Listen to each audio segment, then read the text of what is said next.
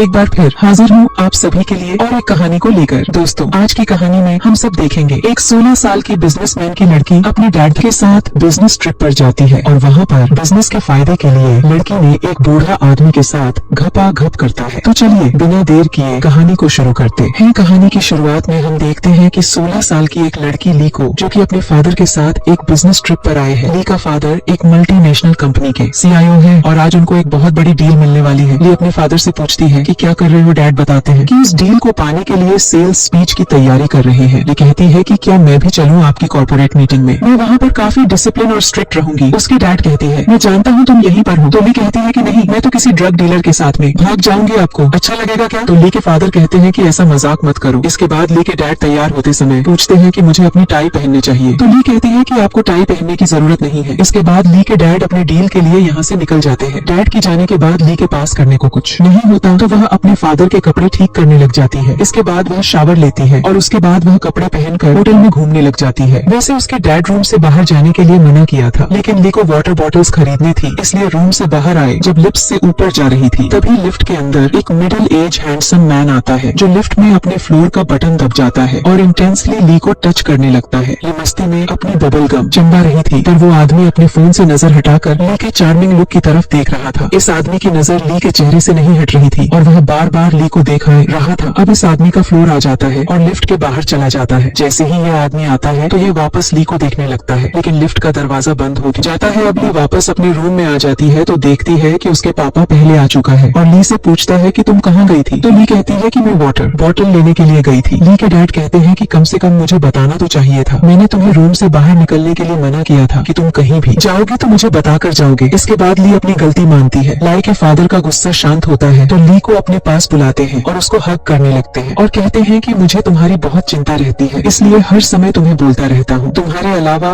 मेरा इस दुनिया में कोई भी नहीं है। ली भी इस बात को समझती है। ली के फादर बताती है कि होटल मैनेजमेंट ने डिनर रखा है, हम दोनों तैयार होकर कॉर्पोरेट डिनर के लिए निकलना चाहिए, नहीं तो देर हो जाएगी। वो कहते हैं कि तुम चेंज कर लो। इसके बाद ली चेंज करते हुए उनसे पूछती है कि आपकी मीटिंग कैसी रही, क्या डील आपको मिल जाएगी। ली के फादर ने जवाब नहीं देता और ली के ड्रेस की तारीफ करते हुए कहते हैं कि तुम बहुत खूबसूरत लग रही हो। वह कहता है कि नीचे चलो, अब उन लोगों से कॉन्ट्रैक्ट लेकर ही वापस आएंगे। ली के फादर ली को डिनर पार्टी में ले जाते हैं। ली के फादर डिनर पार्टी में क्रिस्टिन से हाथ मिलाती है और कहती है ये मेरी बेटी है। ली पहले से ही क्रिस्टिन से लिफ्ट में मिल चुकी थी। ली के डैड क्रिस्टिन को कहते हैं कि 1 मिनट है तुम्हारे पास, मुझे तुमसे बात करनी है। जिसके बाद दोनों वहाँ से जाने लगता है। ली अपने डैड को कहती है कि कॉन्ट्रैक्ट लेकर ही आना। डैड के जाने के बाद ली डिनर पार्टी में दूसरे लोगों से मिलने लगती है और वह देखता है कि परचेसिंग मैनेजर क्रिस्टिन से उसके डैड बातें कर रहा है और ऐसा लग रहा था कि उन दोनों के बीच कोई आर्गुमेंट हो रहा है। ये सब ली को बड़ा अजीब लगता है और ली अपने डैड के पास आता है क्योंकि इस बातचीत में ली के डैड काफी होपलेस दिखे। ली अपने डैड से कहता है मैं कोई हेल्प कर सकता हूँ। तब ली के डैड रूडली कहता है क्या तुम वो कॉन्ट्रैक्ट दिला सकते हो, अगर दिला सकते हो तो दिला दो, और वह वहाँ से चला जाता है। सबके सामने डांटने की वजह से ली रोने लगता है और रोते रोते होटल के टेरेस पर पहुँच जाता है। यहाँ पर क्रिस्टीन पहले से ही मौजूद था। क्रिस्टीन ली को कहता है तुम्हें ये शहर पसंद आया। तो ली अपने आंसू पोंछते हुए कहती है नहीं, कुछ ज्यादा पसंद नहीं आया। तो क्रिस्टीन सिगरेट पीता हुआ ली के पास आता है और अपने गले से मफलर निकाल कर ली के गले में लपेट देता है और वह कहता है कि ठंड बहुत ज्यादा है, लेकिन ली इस बात पर कुछ नहीं कहती। क्रिस्टीन ली से पूछता है तुम कहाँ रहती हो। तो ली कहती है कि डैड की ट्रैवलिंग की वजह से हम हर जगह रहते हैं, लेकिन हम शुरुआत में स्विट्जरलैंड में रहते थे, फिर हम डैड की जॉब की वजह से अलग अलग शहरों में रहने लग गई। ज्यादातर टाइम मैंने न्यूजीलैंड में काटा है, जहाँ से मेरे डैड बिलोंग करते हैं। तभी क्रिस्टीन कहता है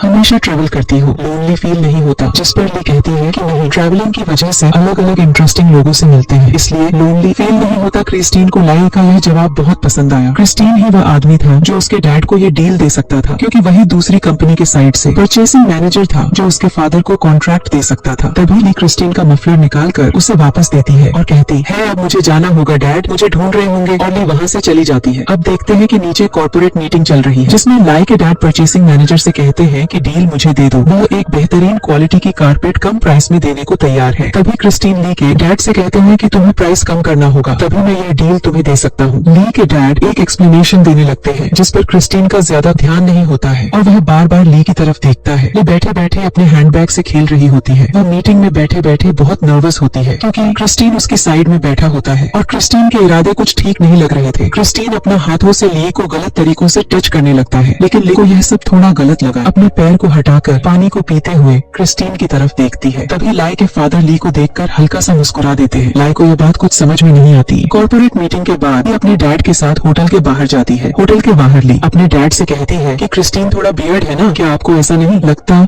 जिस पर लाई के डैड कहते हैं कि बियर्ड कैसे है, बताओ कॉर्पोरेट कि लोग ऐसे ही फ्रेंकली होते हैं, वो बहुत जल्दी लोगों से दोस्ती कर लेते हैं। लाई को वापस होटल में ले जाने वाले होते हैं तो ली कहती है कि मैं होटल रूम में जाना चाहती हूँ, लेकिन ली के डैड उसकी मर्जी के बिना उसको होटल में वापस ले जाते हैं। डिनर के बाद लोग वहाँ पार्टी और ड्रिंक कर रहे होते हैं। क्रिस्टीन ली को अपने साथ डांस करने के लिए ले जाता है और वहाँ ली के साथ डांस करने लगता है। पहले तो हिचकिचाती है, लेकिन थोड़ी देर में उसके साथ कंफर्टेबल हो जाती है। डांस करते टाइम वह अपने डैड को बुलाती है, लेकिन उसकी डैड किसी औरत के साथ मजे कर रहे होते हैं, जो ली को बहुत अजीब लगता है। अब धीरे धीरे क्रिस्टीन ली को पार्टी की दूसरी तरफ ले जाता है, लेकिन ली बार बार अपने फादर की तरफ देखती है कि अब उसके फादर उसको रोक क्यों नहीं रहे हैं। लेकिन ली फिर भी क्रिस्टीन के साथ डांस करने लगती है। डांस करते करते ली और क्रिस्टीन थोड़ा नजदीक आ जाते हैं और लाई भी क्रिस्टीन से अट्रैक्ट हो जाती है। तभी ली अपने डैड को देखती है जो अपनी मस्ती में है और ली की तरफ कोई ध्यान नहीं दे रहे हैं। यह ली को थोड़ी अजीब सी चीज लगती है, क्योंकि उसने अपने फादर का ऐसा बिहेवियर पहले कभी नहीं देखा जिससे वह ली को इतना फ्रीडम दे। तभी क्रिस्टीन डांस करते करते ली को किस करने लगता है, लेकिन फिर भी ली अपने फादर की तरफ देख रही होती है और डैड भी उसे देख रहे होते हैं, लेकिन वहाँ से चले जाते हैं। ऐसा लग रहा था कि उसकी डैड जानबूझकर चाहते थे कि वह और क्रिस्टीन क्लोज हो जाए। अपने डैड का यह बिहेवियर कुछ समझ में नहीं आया। तभी क्रिस्टीन ली से कहता है यहाँ से बाहर चले क्या? तो ली कहती है हाँ। क्रिस्टीन ली का हाथ पकड़कर ली को बाहर ले जाता है। ली दोनों तरफ से कंफ्यूजन होती है, वह चुपचाप क्रिस्टीन के साथ चली जाती है। तो इसीलिए क्रिस्टीन लाई को अपने कमरे में ले जाता है और ड्रिंक करने के लिए लाई को वोडका देता है। ली खिड़की के पास खड़ी होकर ड्रिंक कर रही होती है। तभी क्रिस्टीन पीछे से आकर ली के नेक पर किस करने लगता है और तभी दोनों यहाँ पर इंटीमेट हो जाते हैं। इंटीमेट होने के बाद क्रिस्टीन वहाँ से उठकर चला जाता है और ली अकेले ही बैठी रह जाती है। लाई को कुछ समझ नहीं आया कि वह बिन बात के उठकर कहाँ चला गया। ली वापस पार्टी हॉल में जाती है जहाँ पर लोग अभी भी पार्टी कर रहे होते हैं, इसलिए पार्टी में अपने डैड को ढूंढती है। तभी थोड़ी देर और ढूंढने के बाद ली देखती है कि उसके डैड क्रिस्टन से बात कर रहे थे और अब क्रिस्टन और उसके डैड काफी खुश लग रहे थे, जो कि थोड़ी देर पहले आर्गुमेंट पर उतर आए थे। और अभी जैसे ये दोनों किसी चीज का सेलिब्रेशन कर रहे हो, तभी ली सोचने लग जाती है और उसे समझ आ जाता है कि उसके डैड को कॉन्ट्रैक्ट मिल चुका है, लेकिन वह इस बात पर कंफ्यूज हो जाती है कि कैसे मेरे और क्रिस्टीन के रोमांटिक होने पर अचानक से डील मिल गई। तभी अचानक से उसे धक्का लगता है और वह अपने विचारों से बाहर आ जाती है। तो फिर वह अपने फादर के पास जाती है और इन लोगों के सेलिब्रेशन के बीच में जाकर अपने लिए भी वाइन के गिलास मांगती है। तभी लाई के फादर ली के काम में बताते हैं उनको डील मिल गई है, इसलिए वह सेलिब्रेशन कर रहे हैं, जिसका अनुमान ली ने पहले लगा लिया था। लेकिन वह देखती है क्रिस्टिन उसे नजरें चुरा रहा है। क्रिस्टिन उसकी तरफ देख भी नहीं रहा, लेकिन फादर सबको चीयर अप कर रहे थे। तभी ली भी बीच में अपने फादर के साथ चीयर करने लगती है और कहती है ग्रेट वर्क डैड, जो उसके डैड को बड़ा अजीब लगता है। और वह ली को कहते हैं तुमने बहुत ड्रिंक कर ली है। तभी ली कहती है अभी तो मैंने एक गुट भी नहीं पिया। और वह अपने फादर को झटक के क्रिस्टीन के पास जाती है और सबके सामने क्रिस्टीन को किस कर देती है। तभी उसके डैड ली को क्रिस्टीन से अलग करते हैं और क्रिस्टीन भी खड़ा खड़ा देख रहा होता है कि अपने फादर से हाथ छुड़ाकर वहाँ से बाहर चली जाती है। उसके फादर सबको एक्सक्यूज कहता है और ली के पीछे जाते हैं। ली बाहर जाकर टैक्सी के लिए हाथ हिलाती है। तभी उसके फादर पीछे से दौड़ते हुए आते हैं और अपना कोट अपनी बेटी को पहनाने लगते हैं। तो इस बात पर ली रोने लग जाती है। उसके डैड उसको क्लेम डाउन करने की कोशिश करते हैं। ली को समझ आ गया था कि उसके फादर ने उसका यूज किया है और जानबूझकर उसको इतना फ्रीडम दिया है क्रिस्टिन से डील पाने के लिए, उसका यूज किया और अब यहाँ पर अपनापन जता रहे हैं और कह रहे हैं कल तक सब ठीक हो जाएगा। क्रिस्टीन ने भी उसका अननेसेसरी फायदा उठाया। इंटीमेट होने के बाद क्रिस्टीन उससे बात तक नहीं कर रहा था। ऐसा लग रहा था जैसे वह उसके साथ सिर्फ इंटीमेट होना चाहता है। तभी उसके फादर उसको हक करते हैं, लेकिन ली अपने फादर से दूर हट जाती है क्योंकि अब फादर और डाउटर के बीच रिश्ता खत्म हो गया था। तभी उसके फादर कहते हैं कि तुम्हारे अलावा मेरा इस दुनिया में और कोई नहीं है, प्लीज तुम रुक जाओ। ली को ये सुनकर रोना आ जाता है, लेकिन फिर भी वो टैक्सी में बैठ जाती है क्योंकि उसके फादर ने उसका बुरी तरीके से ट्रस्ट तोड़ा था। रोते हुए ली टैक्सी में बैठ जाती है और डेनमार्क के लिए निकल जाती है और उसके फादर पीछे अकेले ही रह जाते हैं। रिश्तों की यह बुनियाद हमेशा विश्वास पर टिकी रहती है। एक फादर ने फाइनेंशियल गेम के लिए अपनी बेटी का विश्वास तोड़ा, ली के लिए यह दूसरी चोट थी। उससे पहले क्रिस्टीन ने उस पर ट्रस्ट तोड़ा और इसके साथ यह कहानी यहीं पर खत्म हो जाती है।